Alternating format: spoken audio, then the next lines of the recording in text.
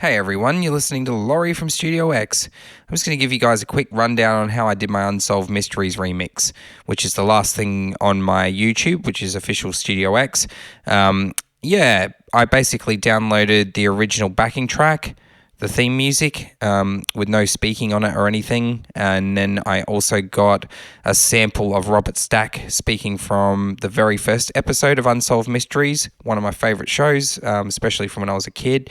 And it was a fairly noisy sample, as you can hear. Mysteries will be difficult to solve, but the stakes are high when people's lives are involved. Perhaps you can help. As you can hear, there are a lot of background noise, but I like playing with samples like that. It forces you to put in more effort sometimes.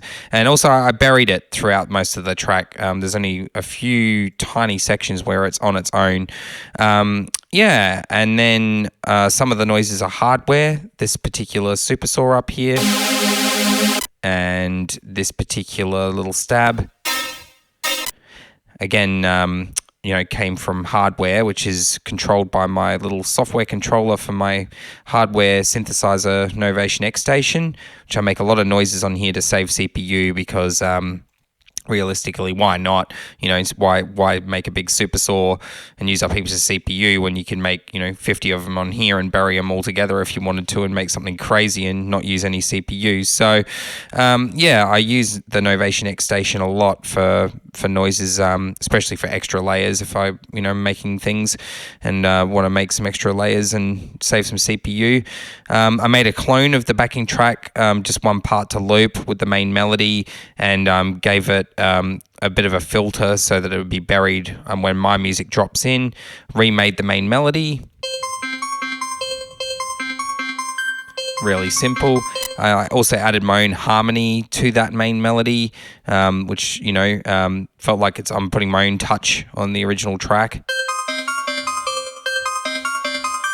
Doesn't sound that great on its own. Sorry about those little clicks and pops if you can hear them. That's my hardware synth resetting itself every time I hit stop. When I hit play and then I hit stop, my external hardware synth is going, hey, what are you doing to me? I'm meant to be recording, aren't I? And it was resetting itself. Normally I'd turn that off, but for the sake of the interview, I left it on.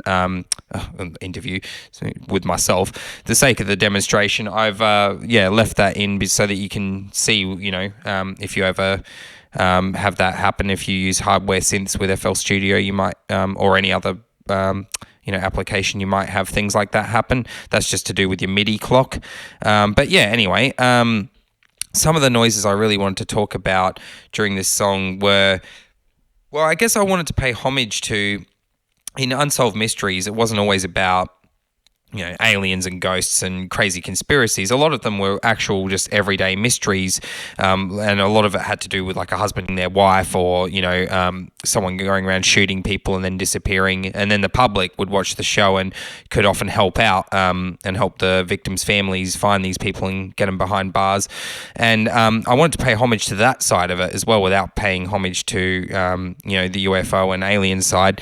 So I wanted to make a gunshot noise randomly, and I could have used a sample, but I decided to use Serum, and I just wanted to show you guys this little noise because I think it's really cool, and just show you, open up each Serum quickly and show you how easy it was to make each noise. But as you can hear here,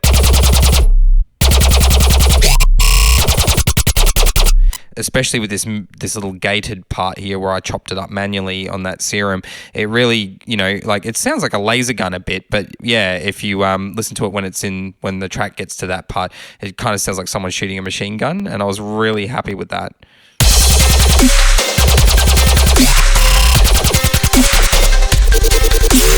Yeah, so, that's partly what gave me the idea of doing this little demo, is I thought, I'd really love to show everyone how simple it was to make that. I basically so if you look, there's a couple of layers, but only two of them are running at the same time. As you can see, this is just a sub that I made on 3OSC, which has just got some basic saturation on it. If you go over here, it's just a bit of blood overdrive. So it's just a simple sub wave. Go back to our step sequencer.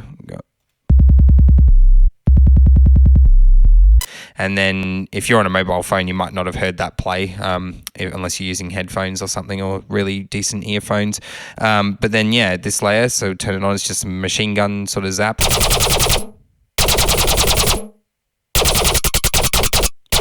and then in between it, as the song goes on, some more serums pop in, like this one, just to fill in the gaps.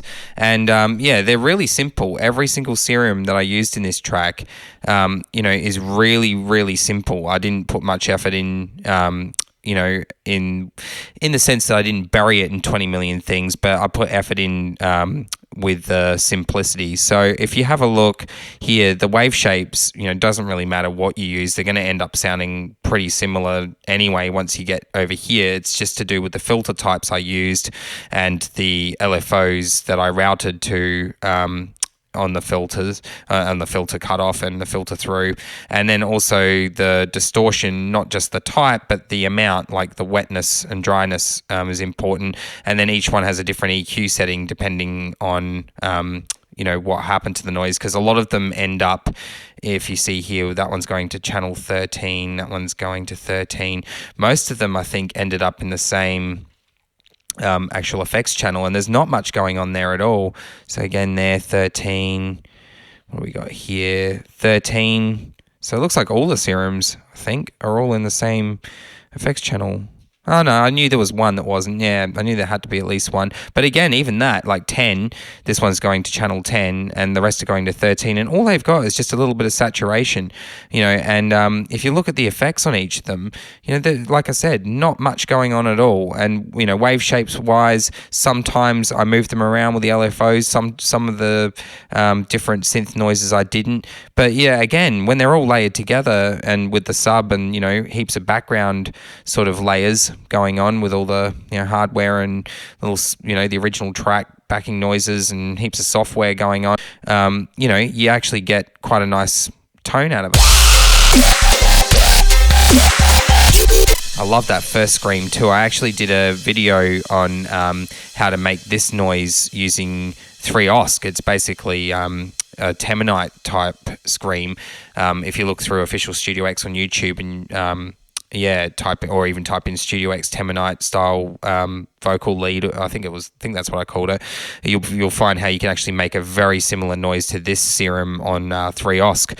But yeah, all it is, if you have a look, so it sounds like a wah, and all it is again just some basic things moving. So the wave shape moves a tiny bit. The filter moves. Gives it the whoop, the start of it. And that's the envelope there. I think I used more than two. No, I only used 2 LFOs, and not for many things. I think it's pretty simple. And then some like I said, a little bit of post saturation, but not much at all. But that's very similar to a noise from Lion's Den by Temanite. Not that I was trying to copy it at all. I was just randomly making a noise and that happened. And then each noise is just layered with the sub. But yeah, I'm really happy with this remix, and I'm really happy to show you guys a little bit of a demo about how it was made and a little bit of a rundown. I know it's not as descriptive as possible. There's a lot left out. Like, I didn't go on about stupid things like, this little, drum roll, which is from a real drum kit.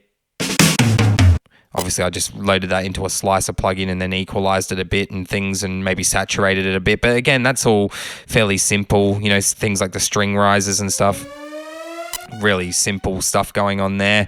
It's not the most complicated track, but if you've got any questions about it or got any questions about how I make some of my other noises or whatever, feel free. Add me on Facebook. There's not many Lauries in the world, or Laurie Bowdens, so I'm pretty easy to find. And Official Studio X on YouTube. Facebook is facebook.com/Official Studio X, or facebook.com/SXBook, which is my book page. And you can find me, and if you've got more questions, or even just leave a comment here wherever you've watched this, and I'll tag me in it or whatever, and I'll I'd love to help you guys out. When I do my lessons at the Adelaide Audio Institute, it's a lot more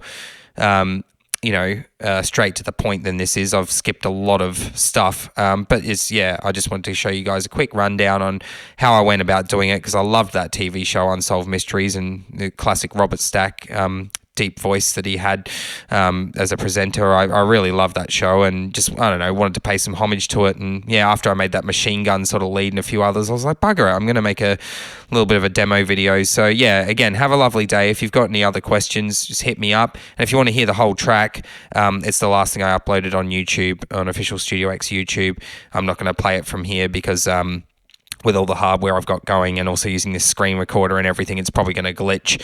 I also set the CPU to have a fairly fast latency at the moment for the microphone I'm using. So that would mean that all my, all my layers that I'm using, all the synthesizers and stuff, are going to slow it down a little bit. I'm surprised it's actually behaved this well for this recording. So again, yeah, thanks heaps. Love you all, and we'll all catch up soon once this whole COVID crap ends. Thanks heaps, guys. Bye.